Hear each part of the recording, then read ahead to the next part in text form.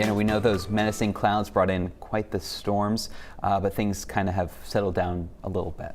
Absolutely, yeah. So we had a hot week to start through most of it, and then the storms eventually began to roll in.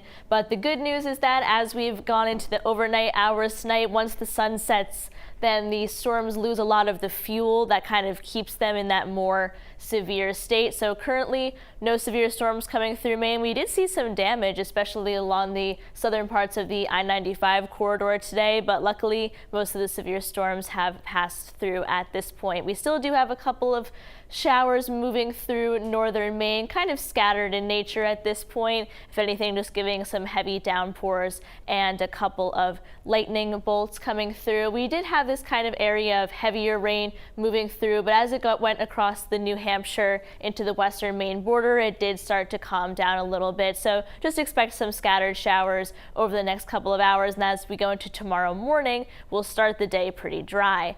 Now, high temperatures, once again, it was hot out there today. Not as hot as it had been the past couple of days. We didn't hit 90 at any place today, but we did get into the upper 80s, and it was still humid out, so it still felt like a really hot day and still above average for this time of year. Unfortunately, the humidity is really still not letting up. We still have 70-degree dew points in Rockland, 71 in Millinocket, so it's going to be another hot and humid night. The good news is that as we get into next week, we will finally taking a step back from this humidity.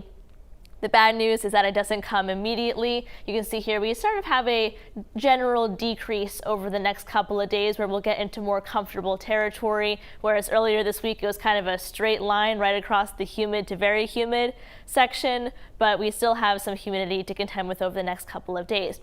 Now, after midnight, the storms will really begin to calm down and most of us will be dry by the time we get to around 2 in the morning. And then as we start the day tomorrow, we'll start with some clouds and a little bit of fog possible. Some areas of sunshine though, and we'll able to get some fuel for some thunderstorms possible in the late afternoon. The more inland you are, the more chance it'll be drier. We'll get some more of those showers along the coastline because that's where we'll see the cold front begin to set up. And then as we get into Sunday morning, originally, this looked kind of like a washout day a couple of days ago. Now we're going to start out the day pretty dry, but we'll get locked into with those cloud cover. And then as we get into the afternoon and into the evening, that's when we'll start to see some more consistent rain begin to move in. So Saturday is the better day of the weekend if you're looking to get outside.